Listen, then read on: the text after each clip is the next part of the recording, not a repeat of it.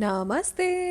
आज हम बनाने वाले हैं होली की सबसे स्पेशल रेसिपी जो कि होती है गुजिया। गुजिया तो दो तरीकों से बनती है। एक होती है ड्राई गुजिया जिसमें चाशनी नहीं होती, दूसरी होती है चाशनी वाली गुजिया जिसमें चाशनी होती है। तो आज हम चाशनी वाली गुजिया बनाएंगे और इससे तो ओहो क्या बहुत ही अच्छा टेस्ट आता है। आपको फील ही नहीं होगा कि आपने ये घर पे बनाया है, आपको लगेगा आप ये मार्केट से लेकर आए हो और जिसे आप खिलाओगे उससे तो बिल्कुल बिल्कुल बिल्कुल लगेगा कि आप मार्केट से लेकर आए हो। तो रेसिपी को शुरू करते हैं। सबसे पहले मैं एक बोल में ले रही हूँ मैदा। तो आप इस रेसिपी को ना चाहो तो आटे से भी बना सकते हो, लेकिन आपको उसमें थोड़ी सी सूजी मिलानी पड़ेगी। मैंने तो इसे मैदे से ही बनाया था क्योंकि इसमें बिल्कुल परफेक्ट मार्केट स्टाइल रिजल्ट आता है। फिर मैंने इसमें बहुत थोड़ा सा बेकिंग पाउडर ऐड करा है। जो मैं आपको क्वांटिटी बता रही हूँ, ठीक है, मात्राएं बता रही हूँ, उसी में आप सारी चीजों को ऐड करना। उसके बाद यहाँ पे मैंने इसमें घी ऐड कर दिया है। आप चाहो तो यहाँ पे बिना महक वाली तेल का भी इस्तेमाल कर सकते हो। घी से थोड़ा सा ज्यादा अच्छा रिच सा रिजल्ट आता है, इसलिए मैंने घी का इस्तेमाल करा है। अच्छे से अब आटे में आप घी को इनकॉर्पोरेट करोगे, मतलब मिलाओगे। मैं यहाँ पे एक हाथ का इस्तेमाल कर रही हूँ, लेकिन आप अगर ज्यादा क्वांटिटी में बना रहे हो, ज्यादा मात्रा में गुजिया बना रहे हो, तो आप दोनों हाथों का इस्तेमाल करना और अच्छे से मैदे में घी को आपको मलना है। मैं जो क्वांटिटी आपको बता रही हूँ उससे लगभग 10 से 12 गुजिया बन जाएगी, लेकिन मैं ऑब्वियसली कम लोगों के लिए, मतलब 2 लोगों के लिए बना रही थी, इसलिए मैंने कम बनाया है। लेकिन आपको ज्यादा बनाना हो तो उस हिसाब से आप रेसिपी को डबल या ट्रिपल कर लेना, ठीक है, क्योंकि मैंने आपको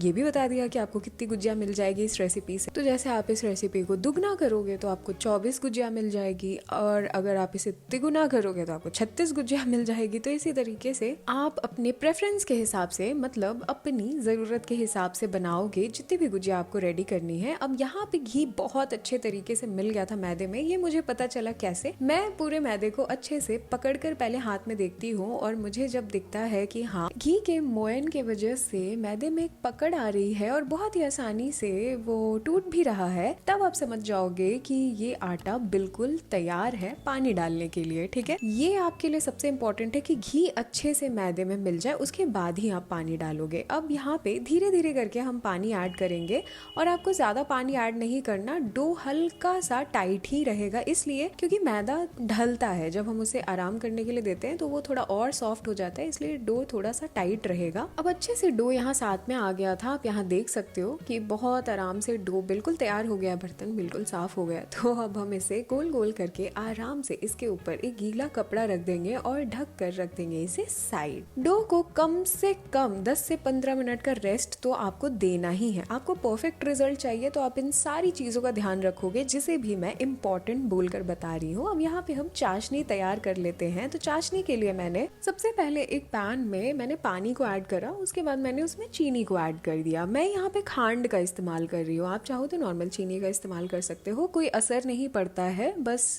मेरे घर में खांड ही यूज होती है तो मैं उसी का इस्तेमाल करती हूँ। अब चाशनी बहुत अच्छे से उबल रही है तो मैं इसमें थोड़ा सा केसर ऐड कर दूंगी, और उसके बाद मैं इसमें ऐड करूंगी इलायची का पाउडर। सारी चीजों को अच्छे तरीके से हम मिला के थोड़ी देर के लिए पकने देंगे, और उसके बाद चाशनी बिल्कुल परफेक्टली तैयार हो जाएगी। तो हम यहाँ पे चूल्हे को कर देंगे बंद। चूल्हे को बंद करने के बाद हम इसमें डालेंगे रोज वाटर, गुलाब का एसेंस। ये बहुत आसानी से मार्केट में मिल जाता है। अगर आपको नहीं मिले तो आप गुलाब की पत्तियां ऐड कर सकते हो, सूखी हुई, या फिर घर पे जो फ्रेश होती है वो। अगर आपके पास ये ना हो तो ये बिल्कुल ऑप्शनल है, मतलब इसे छोड़ दो, आप मत डालो और आगे का प्रोसीजर शुरू कर दो, कोई दिक्कत नहीं है गुलाब का एसेंस ना हो आपके पास तो। चाशनी को रख देंगे साइड, और दोबारा मैंने पैन ले लिया है क्योंकि मुझे बनानी है फिलिंग। तो इसके फिलिंग के लिए मैं यहाँ पे डाल रही हूँ सबसे पहले घी, और उसके बाद मैंने उसमें थोड़ी सी सूजी ऐड करी है। अब सूजी को ना अच्छे से भूनना बहुत इंपॉर्टेंट है। अगर आपने सूजी को अच्छे से भूना नहीं तो इसमें अच्छा टेस्ट नहीं आएगा, सूजी का कच्चा कच्चा सा टेस्ट आएगा, जो कि हम बिल्कुल नहीं चाहते। तो इसलिए अच्छे तरीके से आप सूजी को भूनोगे। और मैंने घी की मात्रा ज्यादा इसलिए नहीं रखी है क्योंकि हम मावे की गुजिया बना रहे हैं, तो मावे से भी बहुत घी रिलीज होता है बाद में, तो इसलिए मैंने स्टार्टिंग में ही बहुत ज्यादा घी नहीं डाला है। अब अब यहाँ पे सूजी अच्छे तरीके से भुन गई थी तो मैंने इसमें ड्राई फ्रूट्स ऐड कर दिए हैं जो कि मैंने बारीक काट लिए थे। बारीक काटना बहुत इंपॉर्टेंट है, ये भी एक इम्पॉर्टेंट स्टेप है इसलिए क्योंकि अगर आपने बड़े बड़े टुकड़े काट दिए ड्राई फ्रूट्स के आलस में तो वो गुजिया को फाड़ देंगे। जब आप उसे शेप करोगे ना गुजिया को तो गुजिया फट जाएगी, इसलिए बारीक कटे हुए ड्राई फ्रूट्स ही आप ऐड करना, ये नहीं कि आपने बड़े बड़े पीसेस डाल दिए, ठीक है। उसके बाद मैं यहाँ पे मावा ऐड कर रही हूँ बिल्कुल लास्ट में। सारी चीज़ें अच्छे से भुन गई थी, आपको हल्का सा कलर भी चेंज नजर आ रहा होगा। उसके बाद मैंने मावे को इसमें डाला है और क्रश करके आप मावे को ऐड करना। अब मावे को भी बहुत अच्छे से भूनना जरूरी है, इसका भी कलर चेंज हो जाना चाहिए। बिल्कुल वाइट वाइट था तो ये थोड़ा ब्राउनिश हो जाना चाहिए, लाइट ब्राउन, ये नहीं कि आपने जला दिया। और हाँ, मैं आँच बता दूं, आँच यहाँ पे बिल्कुल धीमी है क्योंकि जो शुरू में हमने चीजें डाली हैं वो है बारीक, और बारीक चीजें जल्दी जल सकती हैं, इसलिए आपको आँच को बिल्कुल धीमा रखना है। और जब आप मावा ऐड कर दोगे ना उसके बाद भले आप आँच को थोड़ा मध्यम कर सकते हो और इसे अच्छे तरीके से भून सकते हो। अब मैं इस फिलिंग में दो चीजें डालूंगी, एक सौंफ का पाउडर और दूसरा इलायची का पाउडर। इन दोनों चीजों से बहुत ही अच्छा टेस्ट आता है मावे के इस फिलिंग में, और सारी चीजों को अच्छे से भून लेंगे हम। उसके बाद हम क्या करेंगे, जैसा कि आप यहाँ देख सकते हो कलर चेंज हो गया है भूनने के बाद। तो अब लास्ट में कुछ नहीं करना, आपको इसे चूल्हे से उतार लेना है और दूसरे बर्तन में ट्रांसफर करके इसे थोड़ा सा ठंडा होने देना है, हल्का सा, ज्यादा भी नहीं लेकिन हल्का सा हम इसे ठंडा जरूर होने देंगे। उसके बाद हम इसमें चीनी ऐड कर देंगे, चीनी या फिर गुड़ का भी इस्तेमाल आप कर सकते हो, इसमें कोई प्रॉब्लम नहीं है, लेकिन गुड़ को अच्छे से बारीक चॉप करके ही डालना, मतलब बिल्कुल सारी चीजें बारीक होनी चाहिए क्योंकि गुजिया को हमें भरना है और हम नहीं चाहते हमारी गुजिया फट जाए। बिल्कुल अच्छे से ये रेडी हो गया है, तो अब हम इसमें लास्ट में किशमिश ऐड कर देंगे और बस हमारी फिलिंग बिल्कुल तैयार है। अब हम यहाँ पे चलते हैं अपनी डो की ओर। यहाँ पे डो ने कर लिया है अच्छे से रेस्ट और उसके बाद मैं इसे थोड़ा सा गूंद लूंगी। यहाँ पे आप देख सकते हो कि ये बहुत सॉफ्ट हो गया है ना, मैंने पहले ही बोला था कि आप थोड़ा सा हार्ड लगाना डो को, आटे को, ताकि ये अच्छे तरीके से मुलायम हो जाए। बाद में मैदा जब ढल जाता है तो वो और भी मुलायम हो जाता है। अब यहाँ पे छोटी छोटी लोइयाँ काट लेंगे हम पहले से ही। अगर आप लोई को काट के रख लोगे, फ्लैट कर लोगे तो आपका काम और भी आसान हो जाएगा। अब यहाँ पे मैं बेल रही हूँ इसे। आपको इस बात का बहुत ध्यान रखना है कि बहुत पतली पूरी ना बने, मतलब अगर आपने बहुत ज़्यादा बेल दिया इसे और एकदम पतला सा बना दिया पूरी को, क्योंकि होगा ये कि आपकी गुजिया फट जाएगी। तो यहाँ पे आप देख सकते हो थिकनेस को। उसके बाद हम इसी पे, मतलब चकले पे ही रख के इसमें फिलिंग डालेंगे, ठीक है। आप हाथ में लेकर फिलिंग मत डालना, चकले पे ही रख के किसी फ्लैट सरफेस पे रख के फिलिंग डालना। और उसके बाद साइड्स में आपको पानी लगाना है, उंगलियों का इस्तेमाल करके आप साइड को, सारे साइड को गीला कर लोगे। और उसके बाद ना ऐसे ही, मतलब जैसे मैं साइड्स को दबा रही हूँ, दोनों साइड्स को हमें चिपकाना है अच्छे तरीके से। और फ्लैट सरफेस पे रख के ही अगर आप करोगे तो आपको और आसानी होगी। मतलब आप इसे हाथ में उठाने के बजाय ना चकले पे ही या फिर प्लेटफॉर्म पे ही इसी तरीके से दोनों साइड को चिपका लोगे, साइड्स को गीला करके। और यहाँ पे अब जब दोनों साइड्स अच्छे से चिपक जाए ना तो आप इसे जोर से दबाना अंगूठे और पहली उंगली की मदद से एक जगह पे, और उसके बाद फोल्ड कर देना अंदर की तरफ। फिर से जोर से दबाना और फिर से फोल्ड कर देना, फिर से जोर से दबाना, फिर से फोल्ड कर देना। बस इसी तरीके से आप देख सकते हो कि ये प्यारी सी गुजिया की डिजाइन भी तैयार हो जाती है।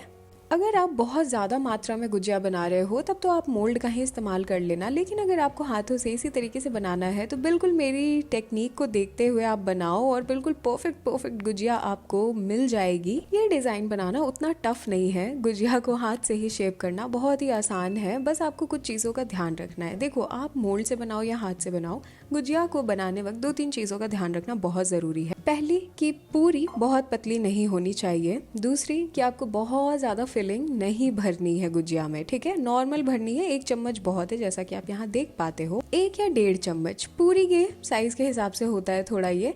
उसके बाद अच्छे तरीके से साइड्स को चिपकाना बहुत इंपॉर्टेंट है। आप हल्के में नहीं चिपकाओगे, बहुत जोर से चिपकाओगे ताकि ये खुल ना जाए।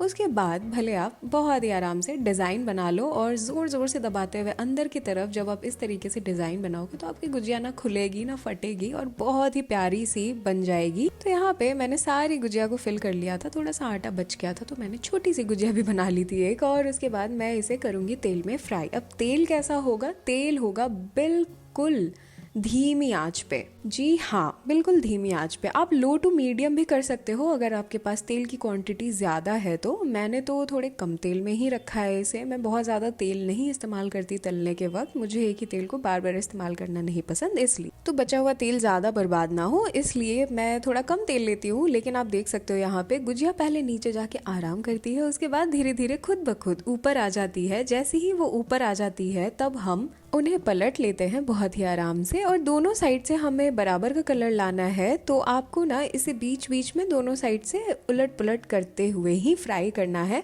अगर आपको लगे कि आपका तेल कुछ ज़्यादा ही धीमी आंच पे है तो आप एक काम कर सकते हो कि हल्का सा उसे धीमी से हल्का सा ऊपर रख सकते हो, ठीक है। मतलब आपको बिल्कुल मध्यम आंच नहीं करना, आपको धीमे से हल्का सा ज़्यादा आंच तक ही इससे लेकर जाना। अब यहाँ पे आप देख सकते हो बिल्कुल परफेक्ट कलर आया है गुजिया पे। इससे ज़्यादा रेड आप नहीं करोगे गुजिया को, क्योंकि तलने के बाद भी ना ये थोड़ी गर्म होती है और थोड़ा और कलर पकड़ती है। तो बिल्कुल परफेक्ट कलर और बिल्कुल परफेक्ट टाइमिंग पे इसे बाहर निकालना बहुत ज़रूरी है। मैं इसे रख देती हूँ एक टिश्यू पेपर पे, ठीक है। आप चाहो तो नॉर्मल जाली पे भी रख सकते हो। हमारी सारी गुजिया तलकर रेडी हो गई थी। तो अब यहाँ पे मैंने एक बोल में चाशनी को कर लिया है ताकि गुजिया को इसमें डुबाना आसान हो। हमें ना इसमें बहुत देर तक गुजिया को डुबा के छोड़ना नहीं। आप चाहो तो चाशनी को या तो गर्म कर सकते हो या फिर गुजिया को ही गर्मा गर्म तलने के बाद डायरेक्टली चाशनी में डाल सकते हो। मैंने कम चाशनी बनाई थी, नॉर्मल बनाई थी जितने मुझे चाहिए थी इन गुजिया के लिए। तो मुझे इसी तरीके से बनाना पसंद है, क्योंकि बहुत ज्यादा ये चाशनी में डूबी भी रहती है ना तो ये बहुत ज्यादा मुलायम हो जाती है, जो कि मैं नहीं चाहती। मुझे इसके ऊपर चाशनी की एक कोटिंग चाहिए होती है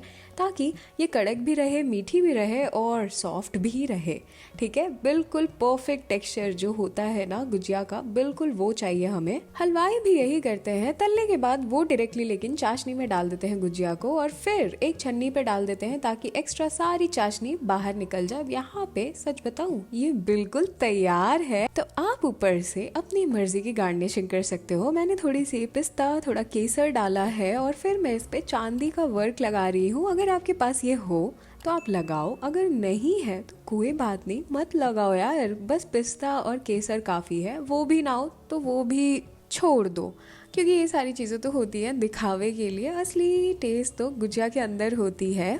आप देख सकते हो गुजिया का टेक्सचर कितना अच्छा है, खास्ता भी है, सॉफ्ट भी है और अंदर की फीलिंग तो ओहो क्या लाजवाब दिख रही है। तो जाओ बनाओ और मुझे बताओ कि रेसिपी आपको कैसी लगी। बहुत बहुत धन्यवाद मेरी वीडियो देखने के लिए। अगर आपको ये वीडियो पसंद आई हो, ये रेसिपी पसंद आई हो तो लाइक का बटन ज़रूर दबा देना। और ऐसी वीडियो, ऐसी रेसिपी के साथ तो मैं हर हफ्ते आती ही रहूँगी, तो मेरे चैनल को भी सब्सक्राइब कर लेना। तब तक के लिए बाय बाय।